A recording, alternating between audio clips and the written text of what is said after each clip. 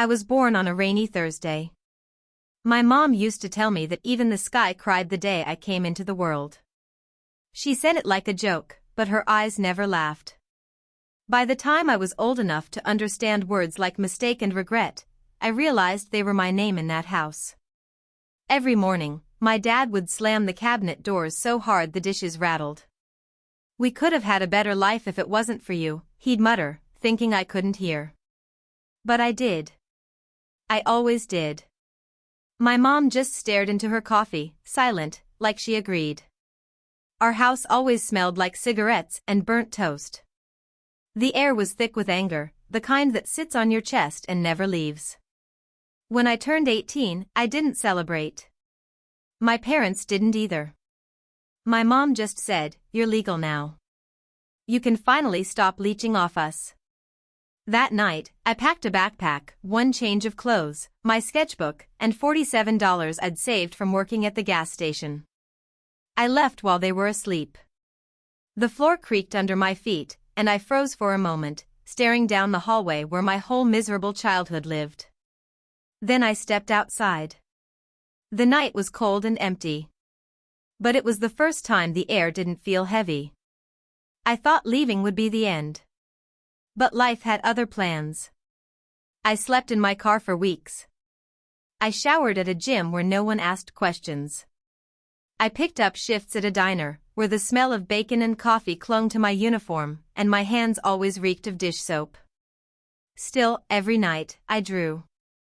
I poured every bruise, every cruel word, every ounce of pain into charcoal sketches, faces twisted with anger, a little girl sitting in the dark. My art was ugly. Honest. Real. Then one day, my manager at the diner, a woman named Carla, found my sketchbook. I thought she'd laugh.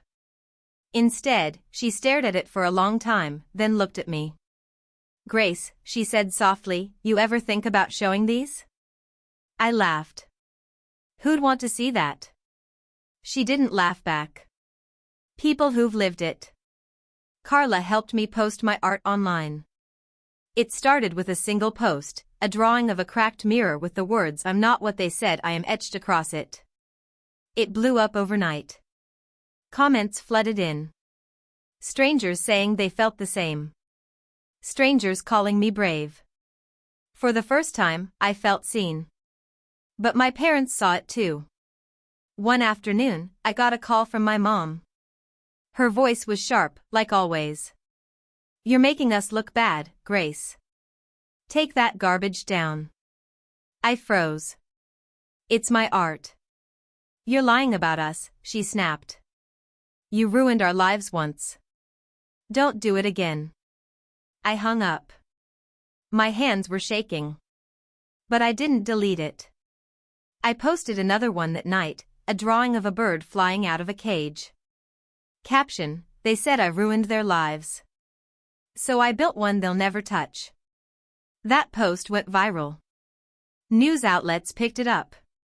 Someone reached out, a gallery owner from Chicago who wanted to feature my work in a show called Resilience.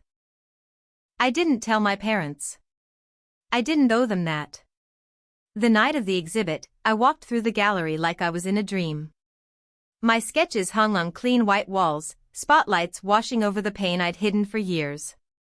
People whispered words like powerful and raw and beautiful. My parents showed up.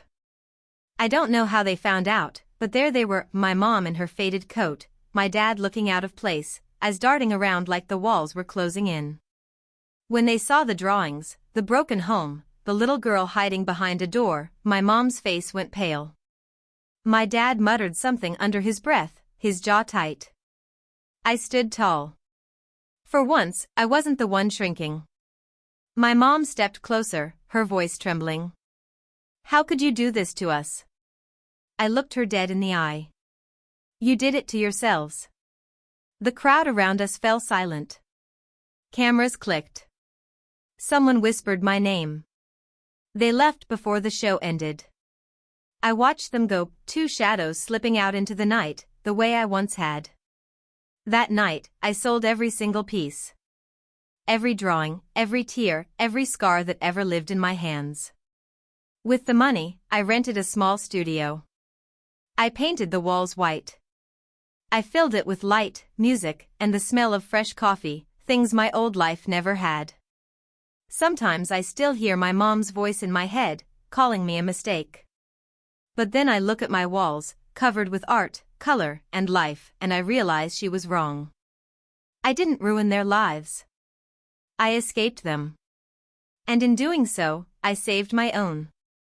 Success changes everything, except the people who never wanted you to have it. A year after my art show, I was doing better than I ever imagined. My story had gone viral, and people started calling me the girl who turned pain into power. I had an apartment that smelled like fresh paint and coffee, not cigarettes and fear. I taught art therapy classes for kids who came from homes like mine, kids who spoke in whispers and flinched at sudden sounds. I thought the past was behind me. But it found a way back, wearing the same familiar, bitter voices.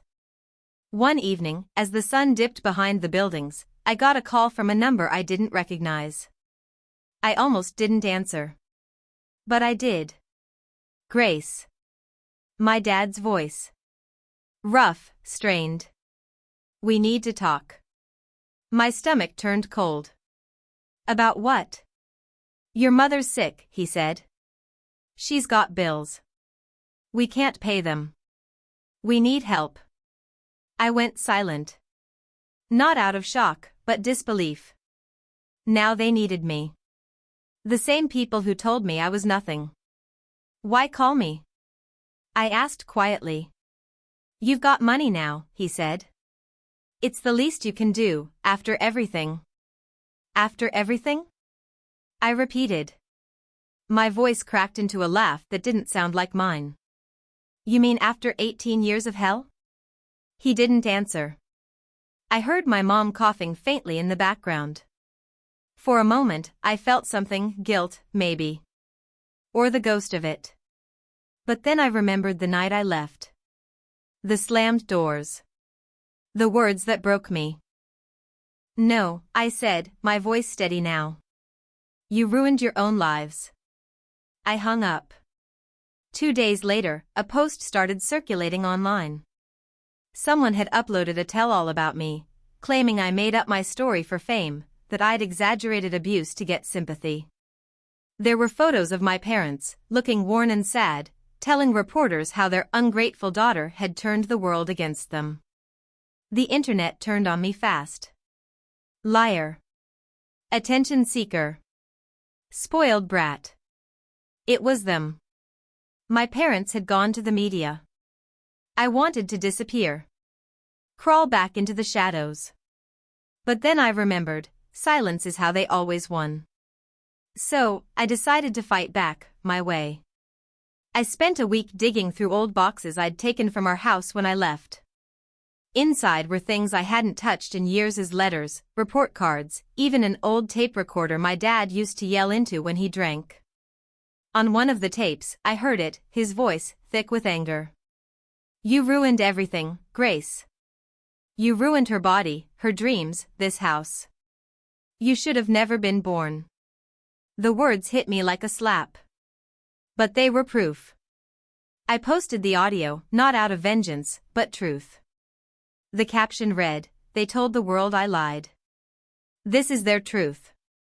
It spread like wildfire. News outlets picked it up again. The same ones who'd believed my parents now saw the truth laid bare. People turned on them, the sympathy gone. My mom tried to claim it was edited. My dad tried to say it was taken out of context. But you can't edit the kind of hatred that raw. Their world started to crumble. My dad lost his job after trying to sue me, the court laughed him out. My mom's Poor Victim Act stopped working when more people came forward, neighbors, teachers, even an old social worker, saying they'd suspected abuse but never had proof. I didn't feel joy. Not right away. Just silence. Heavy, necessary silence. Months passed. One morning, I got an envelope in the mail, no return address. Inside was a photo of their house. Empty. For sale. A single line written in my mother's handwriting, "You got what you wanted." I stared at it for a long time. Then I burned it. Because they were wrong again. I never wanted their suffering. I wanted peace. And that's exactly what I got. Now, every morning, I open the windows of my studio and let the sunlight spill in. I paint with the smell of turpentine and fresh rain mixing in the air. My walls are covered with art that isn't about pain anymore, it's about survival. About freedom. Sometimes, people ask me what happened to my parents.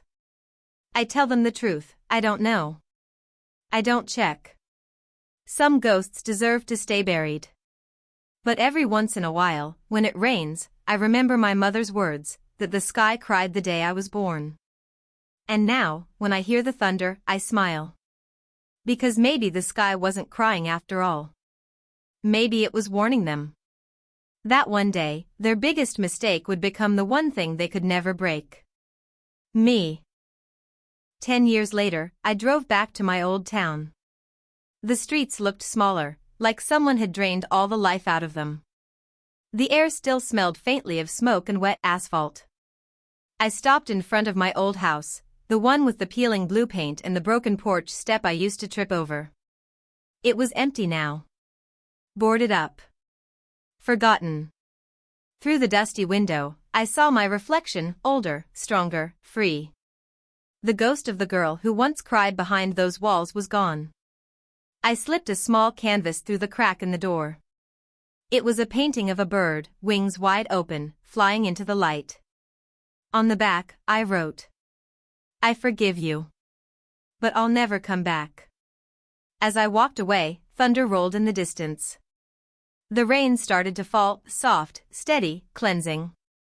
For once, it didn't feel like the sky was crying. It felt like it was finally letting go.